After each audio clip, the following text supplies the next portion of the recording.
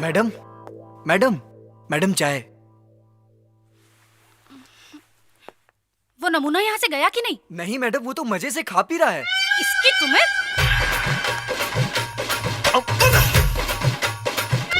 अरे तुम्हारे बाप का घर है क्या जो इतना मजे में खा रहे हो? बाप के नहीं खे, ससुर जी के। दहेज समझ के खाता नहीं, तोरा कोनो दिक्कत? भिखारी कहीं के, तुम खुद यहाँ से निकलते हो या मैं तुम्हें घसीट के बाहर निकलवाऊं? अरे केकरा से बात कर दिया रे? पति परमेश्वर से ऐसे बात कर जाला? देख अभी जबान संभाल के बात करना था, कान के नीचे जवन लपड़ मारब की आंख निकल के नाचे लगी। तुम्हारी इतनी हिम्मत कि तुम मुझ पे हाथ उठाओगे? हाँ, जरूरत पड़ी तो लथेबो करब। ई कौन बेला रे उठे के? हैं?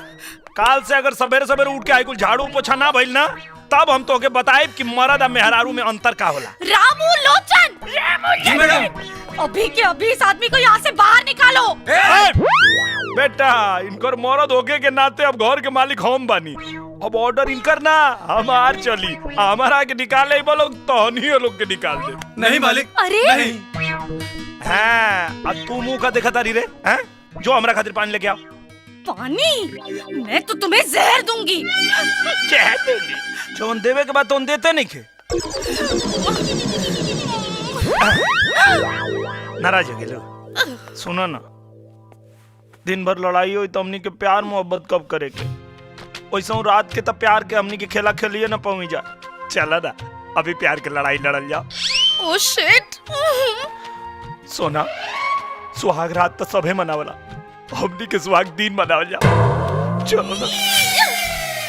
चाचा जी। हाँ जी। इस बदतमीज आदमी को अभी के अभी यहाँ से बाहर निकालिए। अरे नहीं नहीं बेटा जी, अपने पति को बदतमीज नहीं कहते, उससे शराफत से पेश आते हैं। पति माय फुट। और मुझे तो लगता है आप भी इससे मिले हुए हैं।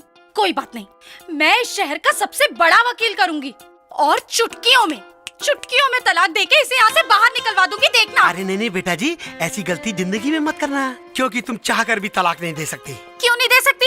क्योंकि उस दिन तुमने अपने पिता की वसीयत को बगैर पढ़े फाड़ दिया था। उस वसीयत में साफ साफ लिखा है, अगर तुम अपने पति को तलाक दोगी तो ये पूरी जायदाद तुम्हारे पति की हो जाएगी, यानी इसकी हो जाएगी। Oh no! ओह यस बेटा जी। हाँ, एक शर्त पे ये पूरी दौलत तुम्हारे नाम पे हो सकती है। अगर ये तुम्हें तलाक दे दी, तुम तलाक दोगे बेटा? ना, इतना मुश्किल से तो इतना गोच बाल मिलल बा। हम ये जन्म तक 7 जन्म में छोड़े वाला नहीं की। तुम्हें तो मैं आजा।